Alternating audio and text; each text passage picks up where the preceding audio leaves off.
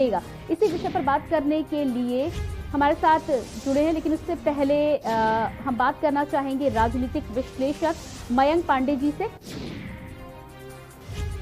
मयंक पांडे जी से बात करना चाहेंगे और उनसे जानेंगे कि किस तरह से ये राजनीतिक हलचल उत्तराखंड में चल रही है और इसके पीछे के कारण क्या है। जी मयंक, बहुत बहुत स्वागत है आपका कार्यक्रम में। आपसे ये जानना चाहूंगी कि जिस तरह की आज ये उठापटक हमें देखने को मिली है, सीएम त्रिवेंद्र सिंह रावत अचानक इस्तीफा सौंप देते हैं, ये घटनाक्रम पिछले 2-3 दिनों से चलता आ रहा है, लेकिन आज कुल मिलाकर अटकलों पर विराम लगा है। आप कैसे देखते हैं इस पूरे परिदृश्य को?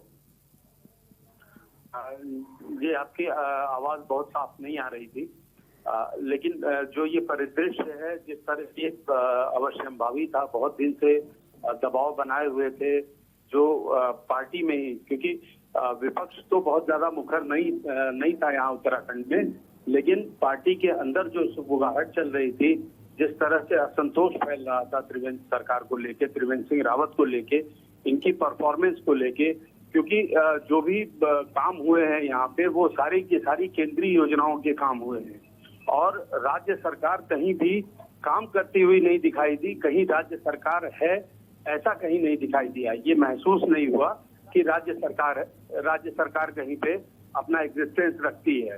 तो ये सारी चीजें थी कि जो विरोधियों को लेके और किसी के तमाम विधायकों के काम नहीं हो रहे थे। विधायकों को अपने समर्थकों को मुंह दिखाना भारी पड़ रहा था, अपने कार्यकर्ताओं को मुंह दिखाना भारी पड़ रहा था और इवन कई बार ऐसी स्थिति पैदा हो गई कि मंत्री फोन कर रहे हैं और अधिकारी फोन नहीं उठा रहे हैं। तो ऐसी स्थिति में बड़ी असहज स्थिति हो जाती थी कि वो अपने कार्यकर्ता को क्या जवाब दें। जब मंत्री का ही फोन नहीं उठ रहा है तो कार्यकर्ता को क्या जवाब। तो ये सारी चीजें थी और जो ऑब्जर्वर आए थे और जो तमाम लोगों यहाँ से जो शिकायतें जा रही थी कि अगर इन्हीं को चेहरा रख के अगर अगला चुनाव लड़ा गया तो भाजपा की वापसी नामुमकिन है और अगर चेहरा बदल के और फिर से नए उसको देते हैं, क्योंकि इस समय इतने क्रूशियल टाइम में मुख्यमंत्री का चेहरा बदलना ये भाजपा के लिए बहुत मुश्किल काम था।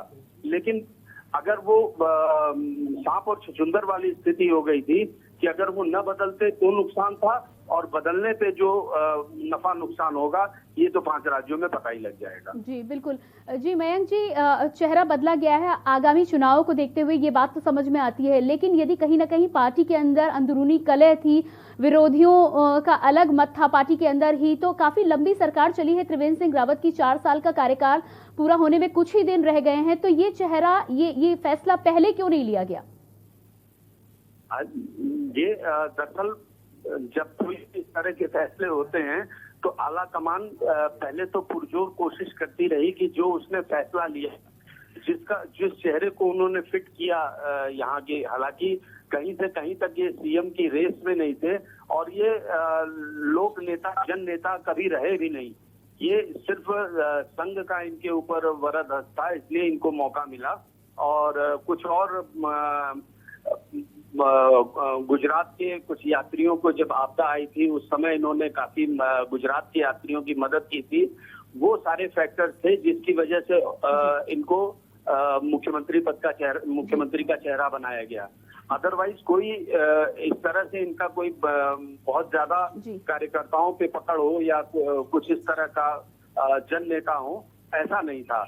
तो जी मयंक जी, हमसे जुड़ने के लिए आपका बहुत बहुत शुक्रिया। और लगातार यहाँ पर हम उत्तराखंड की राजनीतिक हलचल की बातचीत कर रहे हैं। जैसा कि आपको हमने जानकारी दी कि 4 साल के कार्यकाल के बाद आज त्रिवेंद्र सिंह रावत ने अपना इस्तीफा सौंप दिया और कल विधायक दल की बैठक के बाद उत्तराखंड को नया मुख्यमंत्री का चेहरा मिलेगा। फिलहाल इस बुलेटिन में इतना ही। आप लगातार अपनी नजर बनाए रखिए, हम लगातार आपको उत्तराखंड की पल पल की अपडेट पहुंचाएंगे। नमस्कार।